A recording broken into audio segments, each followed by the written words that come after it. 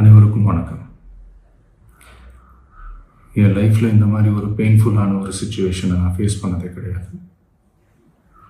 மனசு முழுக்க வலி வலி மட்டும்தான்.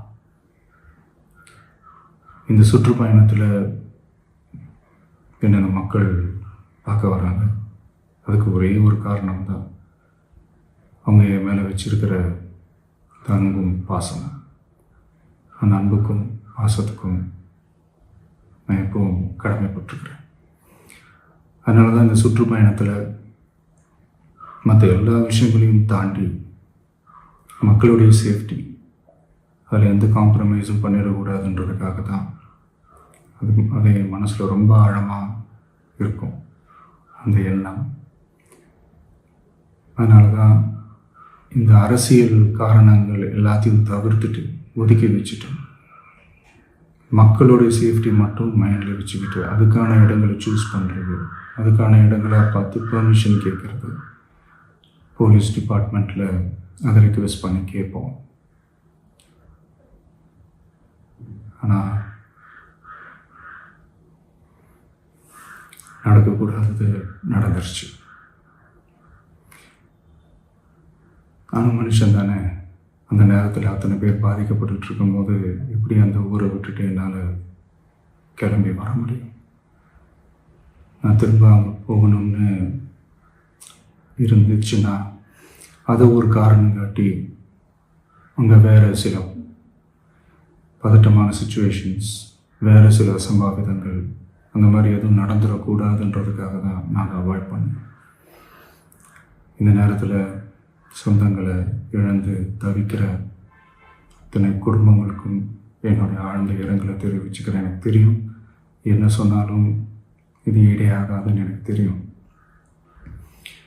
ஹாஸ்பிட்டலில் ட்ரீட் பண்ணிகிட்ருக்கிற எல்லாருமே சீக்கிரமாக க்யூர் ஆகி வரணுன்றதை இந்த நேரத்தில் நான் வேண்டிக்கிறேன்.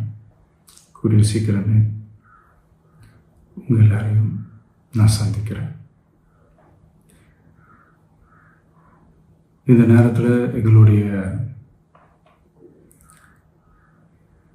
வலிகளை, எங்களுடைய நிலைமையை புரிஞ்சுக்கிட்டு எங்களுக்காக பேசின அரசியல் கட்சிகளை சார்ந்த நண்பர்கள், தலைவர்கள் அனைவருக்கும் என்னுடைய நன்றியை தெரிவிச்சுக்கிறேன்.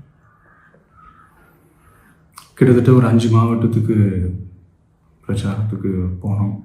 இந்த மாதிரி எதுவுமே நடக்கல. ஆனால் கரூரில் மட்டும் ஏன் எப்படி நடக்குது, எப்படி நடக்குது? மக்களுக்கு எல்லா உண்மையும் தெரியும்.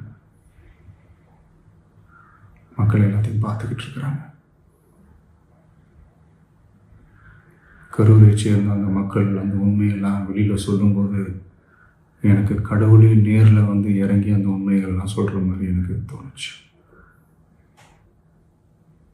சீக்கிரமே எல்லா உண்மைகளும் வெளியில் வரும்.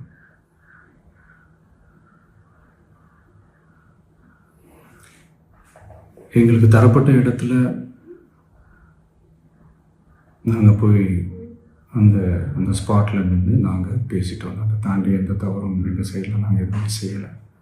பட் இருந்தாலும் எங்கள் கட்சியை சேர்ந்த நிர்வாகிகள், தோழர்கள் மேலே எஃப்ஐஆர், அது மட்டும் இல்லை சோஷியல் மீடியாவை சேர்ந்த நண்பர்கள், தோழர்கள் அவங்க மேலே எஃப்ஐஆர்லாம் போட்டு இப்போ பிடிச்சிக்கிட்டு இருக்கிறாங்க.